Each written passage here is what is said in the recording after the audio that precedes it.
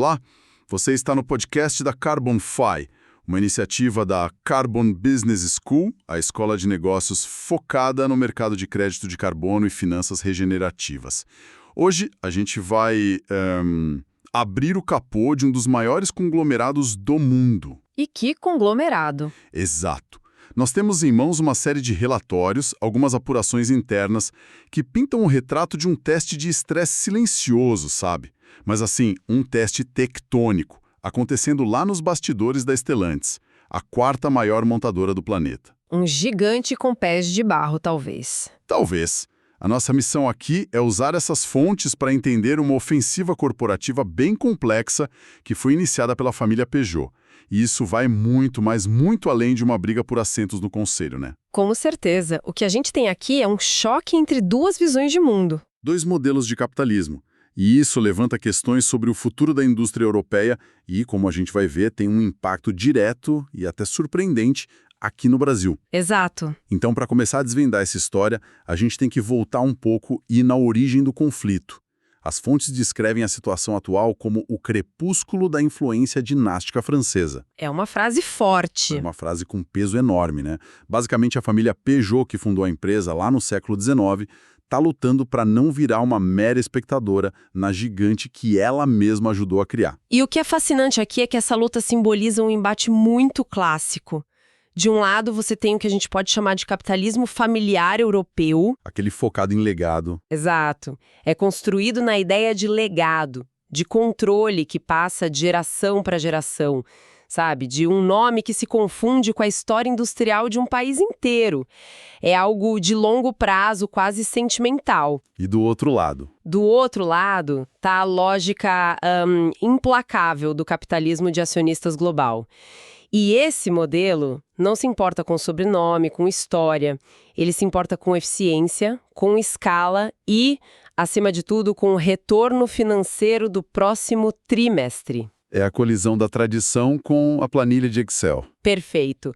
O que estamos vendo é a colisão frontal entre a tradição de uma família e a lógica fria do mercado. E essa colisão parece que foi inevitável, apesar das aparências. Eu lembro bem que em 2021, quando a PSA... Da Peugeot Citroën. Isso.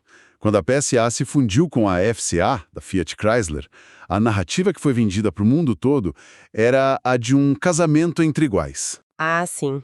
Aquele discurso de união harmoniosa de forças. Parecia o acordo perfeito.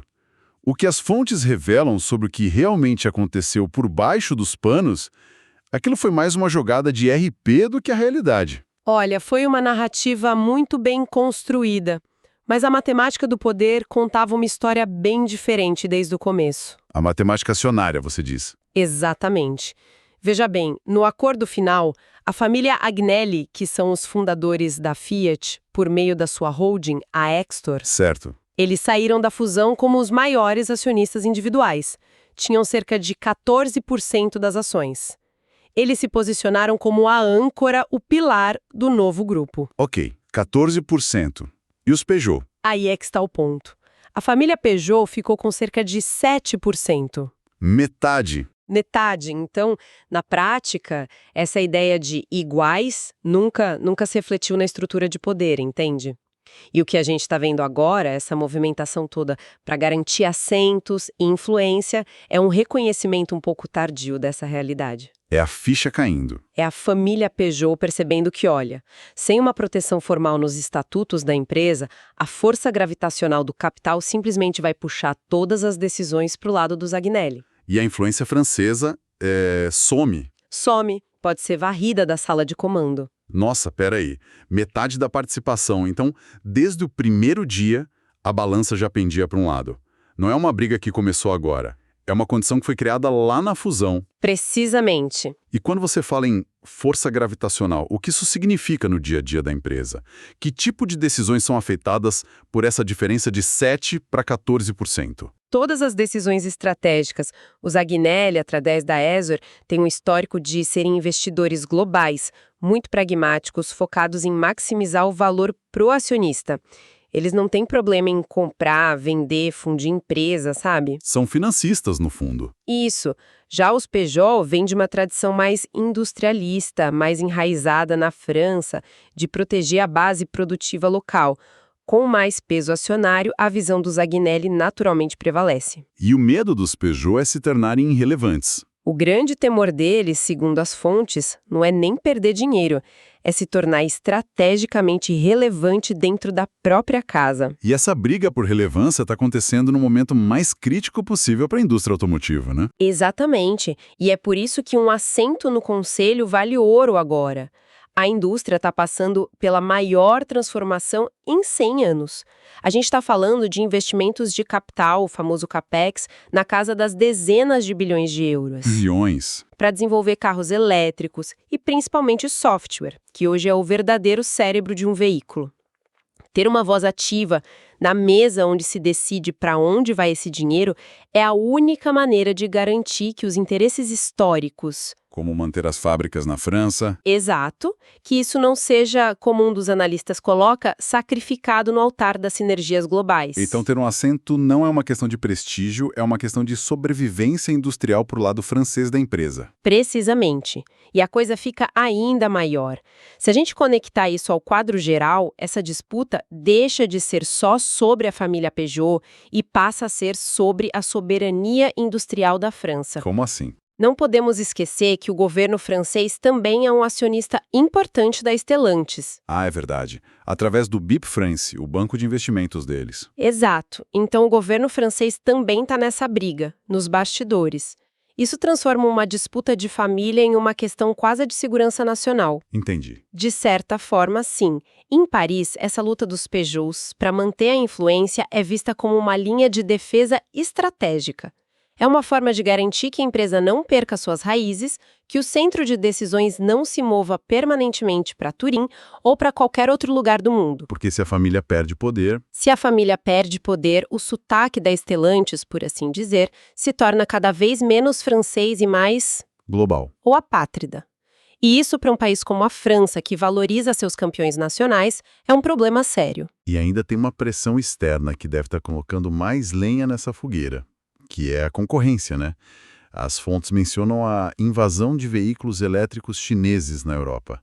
Sim, e essa ameaça é o acelerador de todo esse processo. Como ela entra na equação? Marcas como BYD, NIO, XPeng, elas estão chegando na Europa com produtos muito competitivos, tecnologicamente avançados e, o ponto principal, mais baratos. Muito mais baratos. O medo em Paris é que um conselho focado puramente na lógica financeira, sem aquele vínculo histórico dos Peugeot, olhe para um mapa e diga: Onde é mais barato produzir. exatamente. A mão de obra e a energia na França são caras. Para competir com os chineses, precisamos cortar custos. Vamos mover a produção para o leste europeu ou para o norte da África. O que seria um desastre para a economia francesa. Um desastre. Nesse xadrez, a presença da família Peugeot no conselho funciona como uma espécie de freio moral e histórico, sabe? Uma âncora. Uma âncora. Eles são a garantia de que alguém naquela sala vai pensar duas vezes, vai lutar para manter os empregos e a tecnologia em solo francês, mesmo que a planilha de custos aponte para outra direção. Eles são o último bastião contra uma desindustrialização mais radical da base francesa da Stellantis. Ok.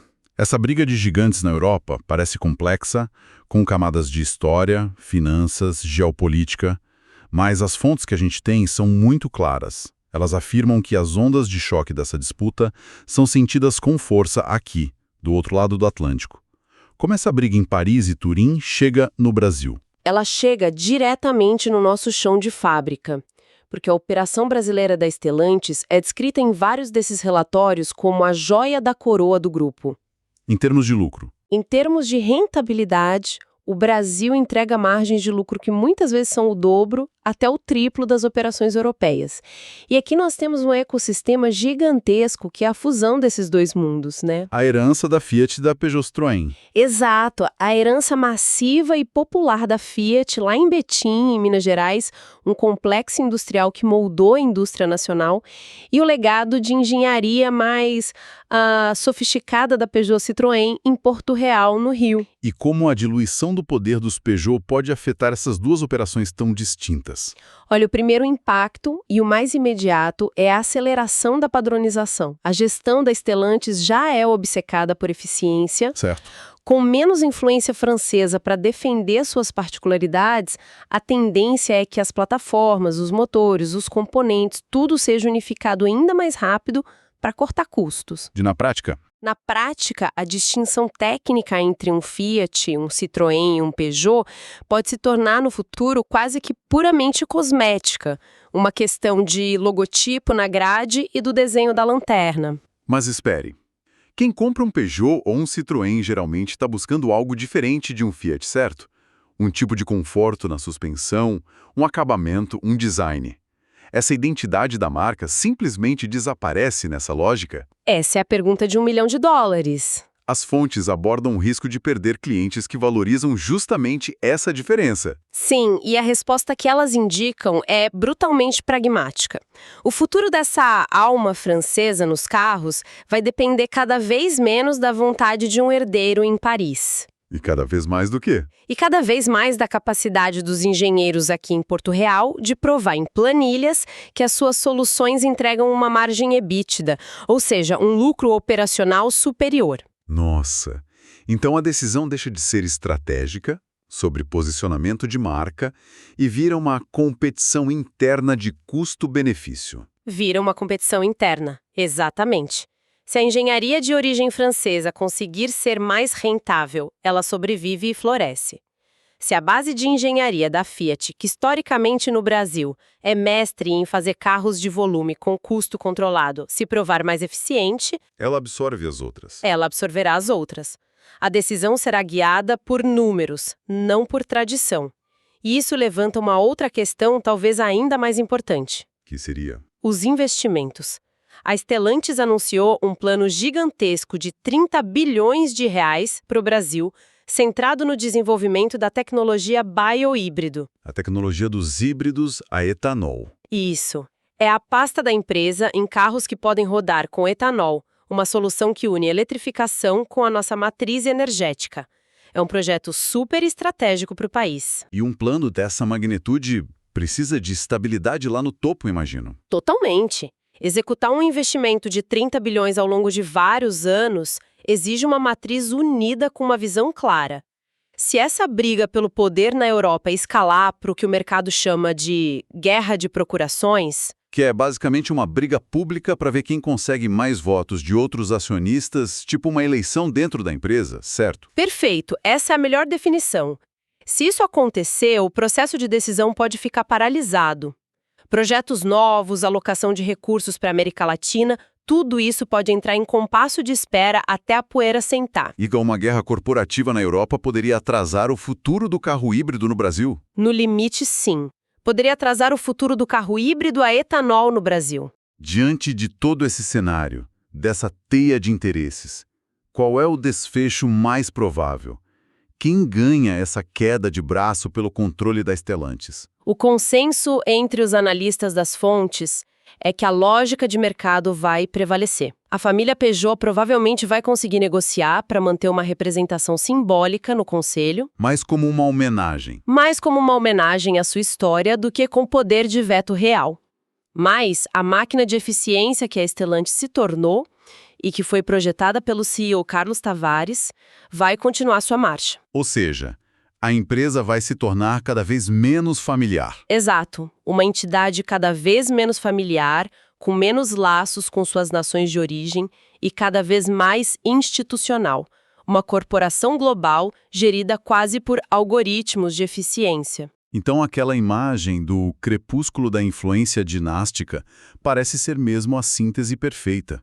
É o último suspiro de um modelo de governança do século XX tentando sobreviver na arena hipercompetitiva do século XXI. É o fim de uma era. A mensagem final que se extrai de todo esse material é muito direta, sabe? No fim das contas, a Stellantis de hoje, o único sobrenome que realmente tem poder e dá a palavra final, não é Peugeot e nem mesmo a Gnelli. É a margem de lucro. É a margem de lucro. Isso nos deixa com uma provocação para pensar. Se as grandes dinastias industriais que literalmente construíram a Europa moderna estão sendo superadas pela lógica pura e global do mercado, o que isso significa para a identidade cultural, para a alma das marcas que a gente consome todos os dias? É uma boa pergunta. Um carro que ainda carrega um nome histórico como Peugeot, mas que aos poucos perde seu sotaque original, sua engenharia distinta, sua filosofia. Ele ainda é, em essência, o mesmo produto.